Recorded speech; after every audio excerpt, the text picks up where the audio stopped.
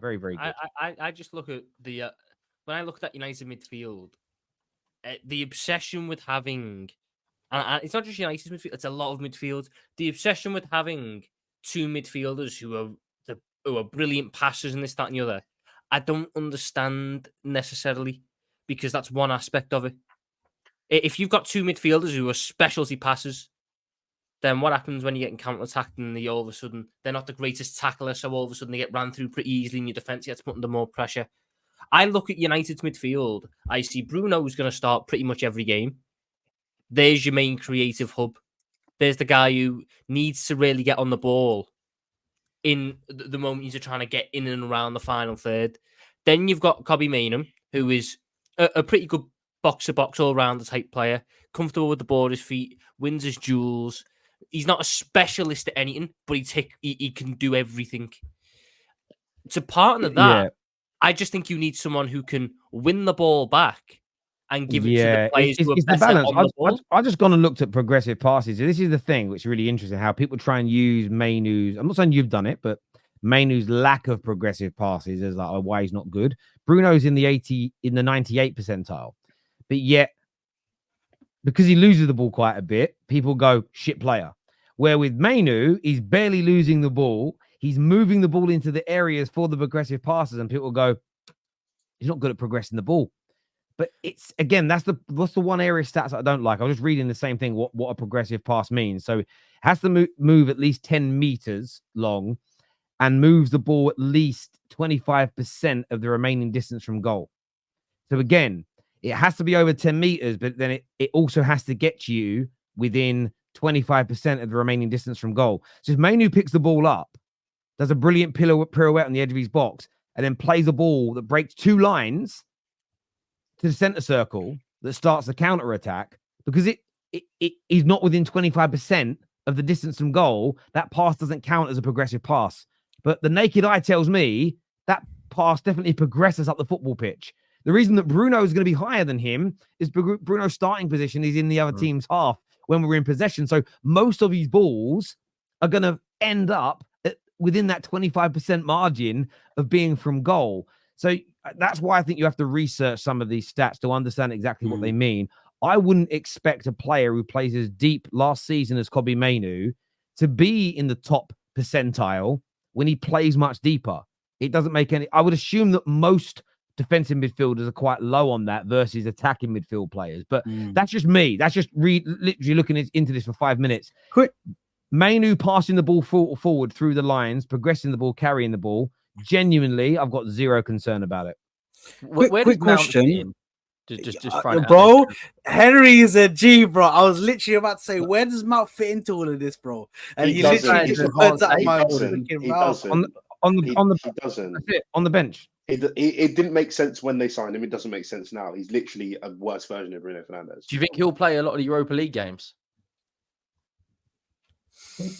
Probably, if he's not injured. It's an open question. Like, do you think he'll start in the Europa League with that? And that's what I think. That the Xerxes Højlund, I think logistically, who's ever on better form will start the Premier League games, and the other one will start the Europa League, which is an interesting subject because obviously it's a good headache for Ten Hag to have. But with Mason Mount, obviously last season those injuries killed him. But if he gets another big injury, I think United will get rid in the next summer.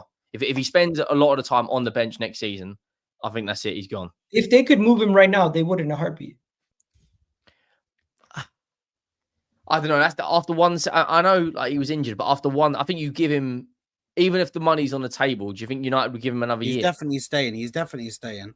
What's Mason Mount worth? They're not gonna get. They spent a hefty chunk on him, bro. What is it? I don't know what Chelsea are doing over there. I don't know what they're doing in these negotiation rooms, but bro, something's going on, man. Something is going on. And they got Cole Palmer for 40 mil. There's no way. Yeah, it's spooky, bro. It doesn't make sense. But anyway, I think Mason Mount is gonna stay one more year. I think they're gonna give him a chance for him to like prove himself. Because last season he came in, he had a few dodgy performances, but he was injured for majority of the season. But listen, I think they're going to give him a chance to try and prove himself. Do you know what I mean? It's not over yet. In fairness, look, in that first half against Arsenal, he was doing some really nice stuff. But again, I'm not. He's been a pest. I'm just. You're all being 25 deceived. million, Terry. You No. selling him? How much? 25 million from like No a chance. Fulham or something. Would I accept 25 million for him now? No, I'd want it still a little bit more than that for Mason Mount. Because I think 40 again, mil is the point. because I feel like Mason Mount in a West Ham team where people aren't playing low block against him would kill it with time and space.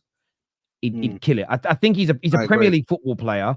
I think what he struggled with is at Chelsea when people worked out his game, and so far at Man United, it's the working in those really tight spaces. And all of our teams suffer with this compared to most other sides in the league.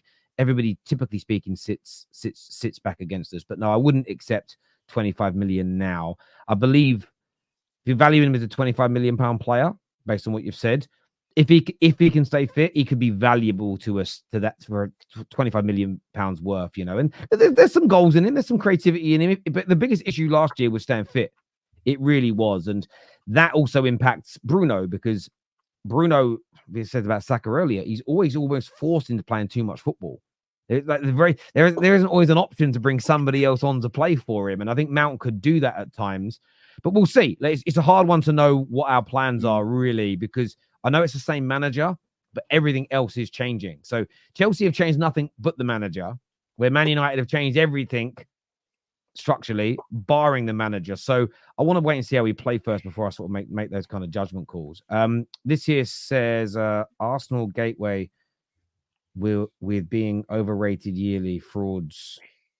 I don't know what that means. Arsenal gets away with being overrated yearly. Get away. I thought you meant gateway. I There we think go. we actually technically were underrated because nobody expected us to be in a title race 2 years running. Oh. No, people thought you were going to be the title race last year. No. The year before. Somebody on this panel said it was a flash in the pan. Is that was in Emery? January. Oh, that was no. That was Tom Little. Henry and twerked for Ram. Arsenal. I forgot about here that. we That go. was me. That was Tom and Ram. I remember that. I stream. would never. I'd never praise another club. That was me. when we Yeah, knocked out right. FA Cup. I love it. It's a good. Do you know what it is? The only people that get sad about being honest about another football club, just little boys in their minds that still want their mummy's booby. It's a good fee. If Arsenal brought Emil Smith Rowe for that price, the Arsenal. Oh, sorry, I've already read that one. Thank you, Tony. I already did that earlier. I started to ring a bell. Look, I want to thank everyone that's tuned into the show today. I appreciated it loads. I really, really did. Enjoyed it lots as well. Please hit the like button if you haven't done so already. Please subscribe. We're back tomorrow with more content, including straight facts in the afternoon. Until next time, take care. Goodbye. God bless. And we'll see you all again very, very